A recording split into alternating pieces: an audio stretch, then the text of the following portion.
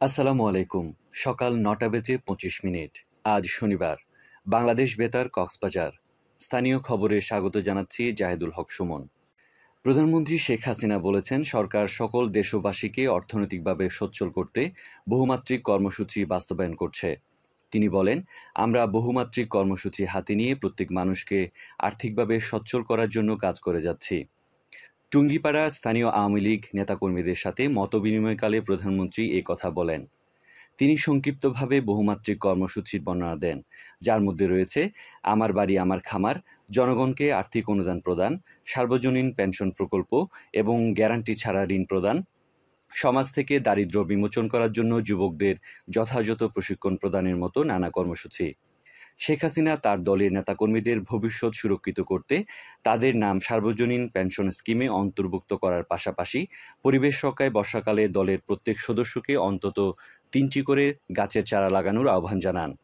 এর আগে টুঙ্গিপাড়ায় পৌঁছার পরপর শেখ হাসিনা তার বোন শেখ রেহানা ও পরিবারের অন্যান্য সদস্যদের সঙ্গে নিয়ে জাতির পিতা বঙ্গবন্ধু শেখ মুজিবুর রহমানের সমাধিতে পুষ্পস্তবক অর্পণের মাধ্যমে শ্রদ্ধা নিবেদন করেন। দ্বাদশ জাতীয় সংসদে পররাষ্ট্র মন্ত্রণালয় সম্পর্কিত স্থায়ী কমিটির দ্বিতীয় সভা আগামীকাল বিকেলে কক্সবাজারের শরণার্থী ত্রাণ ও প্রত্যাবাসন কমিশনার কার্যালয়ের সেমিনার কক্ষে অনুষ্ঠিত হবে। সভায় পররাষ্ট্র মন্ত্রণালয় সম্পর্কিত স্থায়ী কমিটির সভাপতি ডক্টর এ কে আব্দুল মোমেন, কমিটির সদস্য পররাষ্ট্রমন্ত্রী ডক্টর হাসান মাহমুদ, মোহাম্মদ জাহিদ আহসান রাসেল, শাহরিয়ার আলম, নাহিম রাজ্জাক, নিজামুদ্দিন জলিল, নুর ইসলাম নাহিদ, হাবিবুর রহমান ও জাতীয় সংসদের হুইপ সাইমন সরোয়ার কমল এবং পররাষ্ট্র মন্ত্রণালয়ের ঊর্ধ্বতন কর্মকর্তারা অংশ নেবেন। এ উপলক্ষে পররাষ্ট্র মন্ত্রণালয় সম্পর্কিত স্থায়ী কমিটির সভাপতি, সদস্য, কমিটির ঊর্ধ্বতন কর্মকর্তারা ২ দিনের সফরে আজ সন্ধ্যায় কক্সবাজারে আসছেন। আগামীকাল সকাল থেকে কক্সবাজারের বিভিন্ন উন্নয়নমূলক কার্যক্রম পরিদর্শন, কুতুপালং রোহিঙ্গা শরণার্থী ক্যাম্প পরিদর্শন সহ রোহিঙ্গা প্রতিনিধিদের সাথে মতবিনিময় করার কথা রয়েছে। সংসদীয় স্থায়ী কমিটির এই সভায় রোহিঙ্গা প্রত্যাবাসন সহ বিভিন্ন গুরুত্বপূর্ণ বিষয়ে সিদ্ধান্ত নেওয়ার কথা রয়েছে। কক্সবাজারে ২ দিনব্যাপী শুরু হয়েছে ঐতিহ্যবাহী ডিসি সাহেবের ৬৯তম বলিখেলা ও বৈশাখী মেলা। গতকাল বিকেলে শহীদ বীরশ্রেষ্ঠ রুহুল আমিন স্টেডিয়ামে জেলা প্রশাসন ও জেলা ক্রীড়া সংস্থার যৌথ উদ্যোগে প্রধান অতিথি হিসেবে এই খেলার উদ্বোধন করেন জেলা প্রশাসক মোহাম্মদ শাহীন ইমরান। তিনি বলেন, জেলার ইতিহাস, ঐতিহ্য ও সংস্কৃতি তুলে ধরা হয়ে থাকে এই খেলার মাধ্যমে। সাধারণ মানুষসহ পর্যটকদের হৃদয় স্পর্শ করে এসব কালজয়ী খেলাগুলো। অতিরিক্ত জেলা প্রশাসক বিভীষণ কান্তি দাসের সভাপতিত্বে এতে অতিরিক্ত জেলা প্রশাসক রাজস্ব জাহিদ ইকবাল, শেফ সম্পাদক নজিবুল ইসলাম সহ অন্যান্যরা উপস্থিত ছিলেন। প্রতি বছরের নেই এবারের বলি খেলায় অংশ নিচ্ছে ৩ শতাধিক নামকরা বলি। আজ অনুষ্ঠিত হবে এর ফাইনাল খেলা।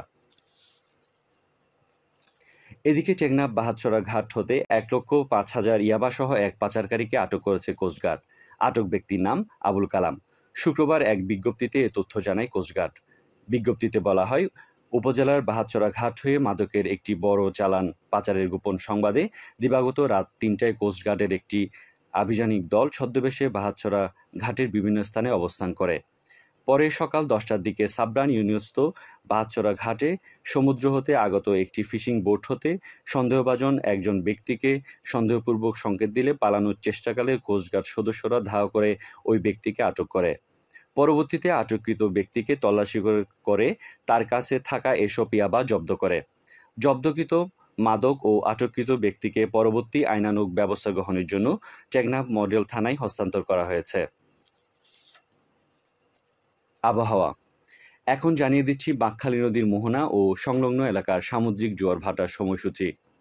আজ জোয়ার শুরু হয়েছে সকাল ৬টা ২৫ মিনিটে, চলবে দুপুর ১২টা ৩৭ মিনিট পর্যন্ত।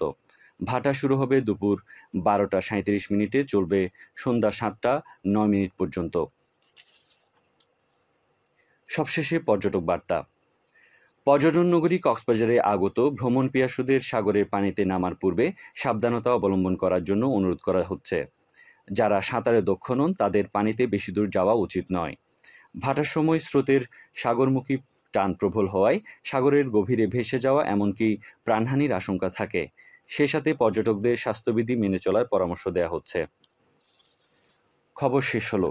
আমাদের পরবর্তী খবর প্রচারিত হবে আজ দুপুর ২টা বেজে ৫৫ মিনিটে।